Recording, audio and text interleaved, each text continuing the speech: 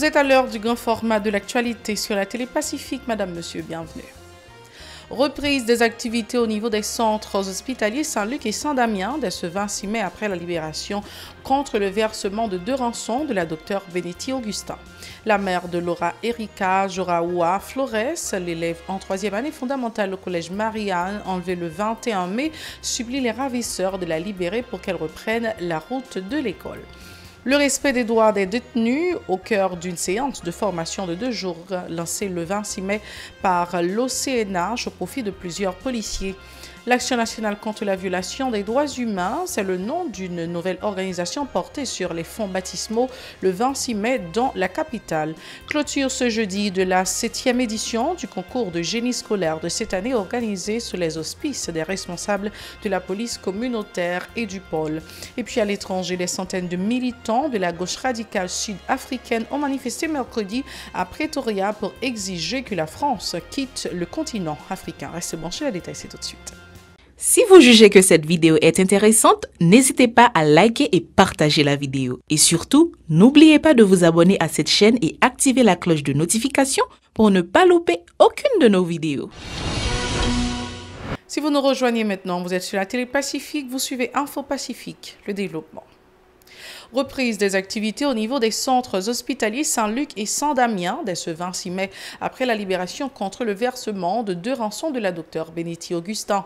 Les responsables de la Fondation Saint-Luc en ont profité pour dénoncer une fois de plus la détérioration de la situation sécuritaire du pays qui affecte irrémédiablement le secteur médical. Victimes des agissements des gangs armés, ils se disent également alarmés par la fuite accélérée des professionnels de la santé déjà réduits dont dispose le pays en raison de la crise sécuritaire. Entre-temps, Laura Erika Joraoua Flores, l'élève en 3e année fondamentale au collège Marianne, enlevée le 21 mai, est toujours entre les mains des ravisseurs. Ces derniers réclament 600 000 $ américains pour la libérer. La mère de l'adolescente appelle à la pitié des malfrats pour lui permettre de reprendre le chemin de l'école. Il faut aussi indiquer que le directeur médical de l'hôpital de l'Université d'État, Jacques-Pierre Pierre, est toujours séquestré par les caïds qu'il avait enlevé le 17 mai dernier. Les responsables de la police communautaire ont clôturé jeudi la 7e édition du concours de génie scolaire de cette année. Le lycée d'Alexandre Pétion et celui de Pétionville se sont disputés le titre de champion. Un total de 16 établissements scolaires ont pris part à cette activité en dépit de la conjoncture difficile. C'est félicité Jimmy Jean, responsable d'Édupol dans le département de l'Ouest. Pour lui, ce rendez-vous participe de la lutte contre la délinquance juvénile. Ces propos ont été recueillis par Hirsch Rézy, les mots de les gens. Réaliser un tel exploit n'est pas du tout une chose facile, surtout le contexte dans lequel on vit. Beaucoup d'écoles approchées et côtoyées par Édupol ont été très réticents pour participer à cette activité. Si pour certains, l'insécurité est un moyen pour se cacher, pour ne pas participer, je dirais, à cette activité. Pour d'autres, c'était un moyen pour augmenter la capacité de résilience de ces élèves pour tenir bon face à la situation actuelle. Mesdames, Messieurs, le thème du concours n'est pas choisi au hasard. Construisons notre citoyenneté avec Édupol est un cri d'alarme lancé par la police nationale en vue d'inciter les jeunes à être vigilants et proactifs. Nous savons que nous vivons dans un contexte assez difficile, mais comme dit ce vieux proverbe, au grand mot, au grand remède, il faut toujours s'y mettre pour résoudre certaines situations. Voilà pourquoi nous avons eu 16 écoles, 11 lycées et 5 collèges qui se sont consentis de sacrifices énormes pour prendre part à cette activité d'aujourd'hui.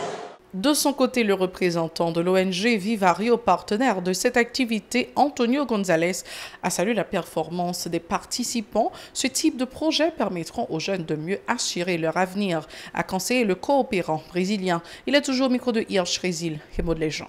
Pour dire maintenant, que déjà les précédents m'ont dit presque tout. Mais seulement m'ont dit merci. Merci pour permettre à Bibarrio de collaborer avec la police. Merci à les ministres qui permettent que chaque année collaborer avec lui. Nous prenons un message clair. L'école Pagatam, nous prenons Boula, nous parlons pour commencer à parler de quelle façon nous sommes capables de faire pour l'école Pagatam. L'école Pagatam encore, moi je pense que c'est un compromis que nous prenons. Après réunion, après match là, nous parlons pour nous parler de ça. Seulement moi je vais pour dire bonne chance, ok? Tous les deux écoles, tous les deux lycées, c'est bon. Tous les deux, c'est magnifique. Pas que perdant aujourd'hui. Tout nous gagne.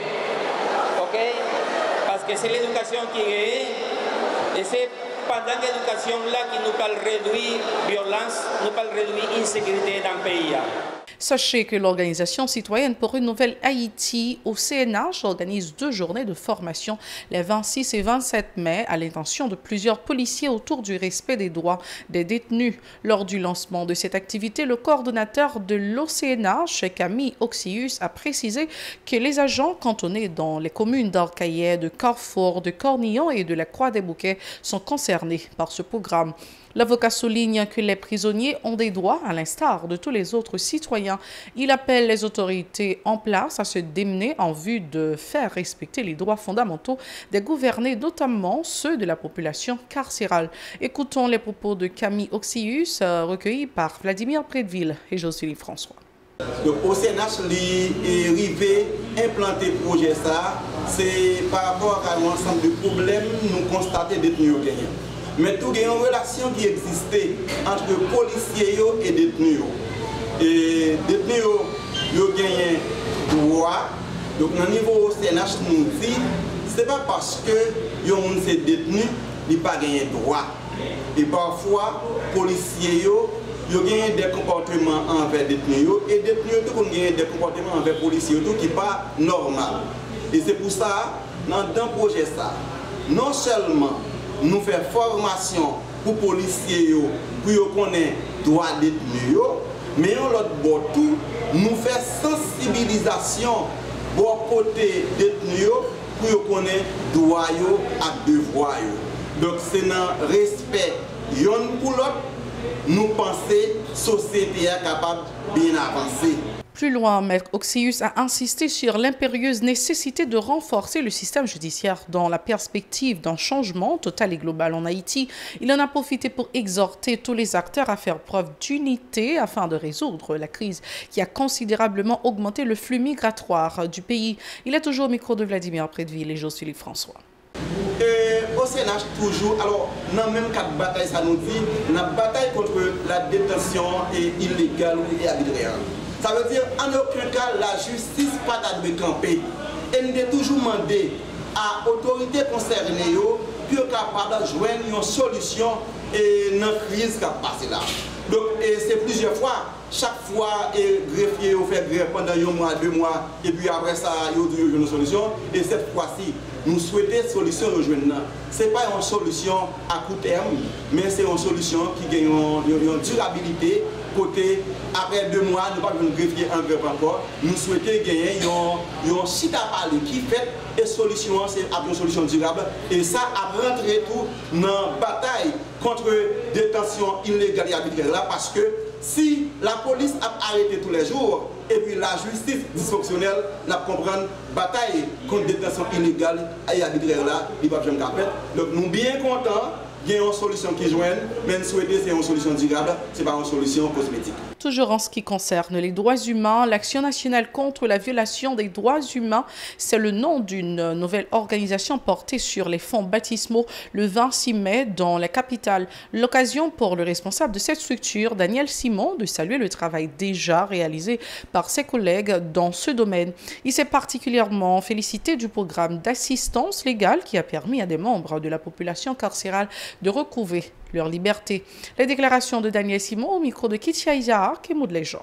Nous-mêmes, nous connaissons que l'État, c'est lui-même qui gagne le monopole de la violence légitime.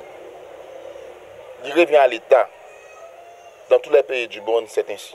Il revient à l'État pour lui bailler peuple la sécurité.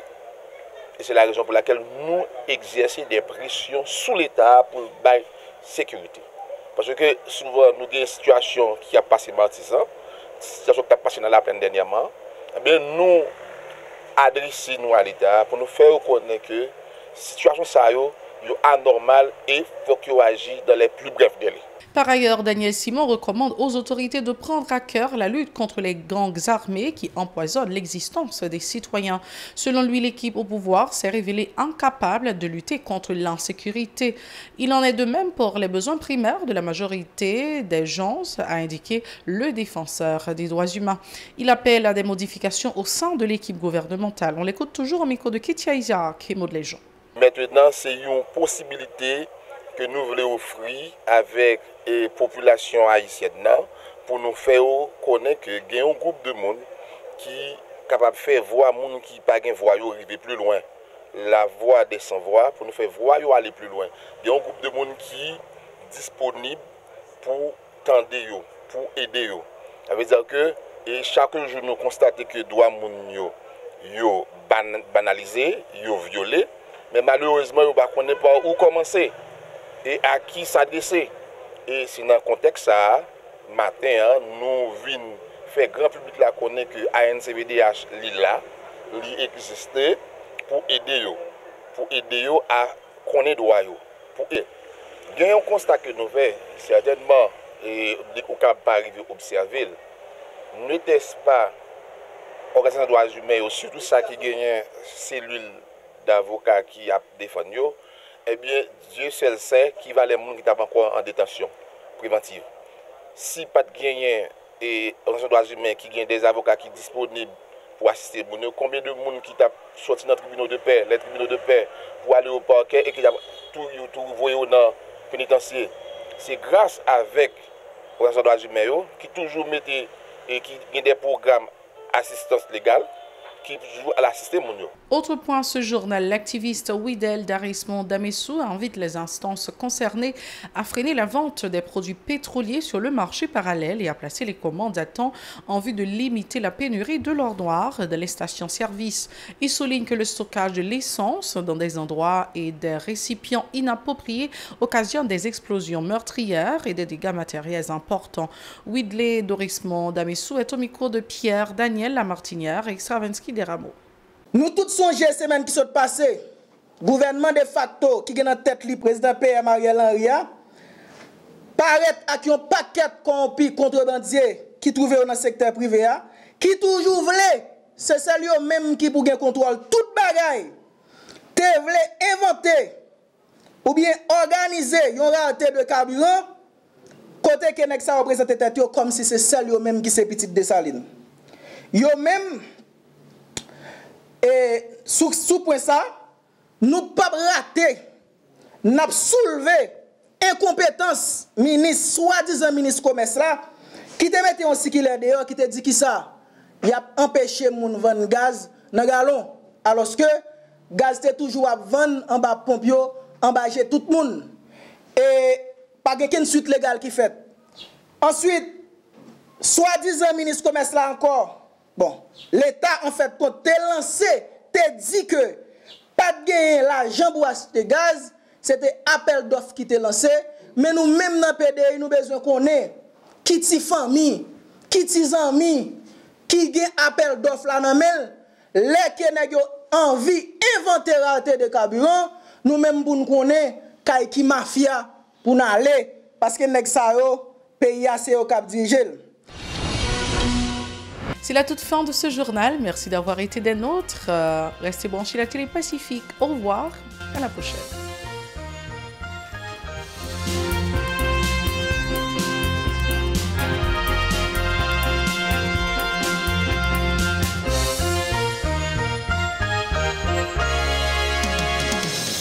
Si vous jugez que cette vidéo est intéressante, n'hésitez pas à liker et partager la vidéo. Et surtout, n'oubliez pas de vous abonner à cette chaîne et activer la cloche de notification pour ne pas louper aucune de nos vidéos.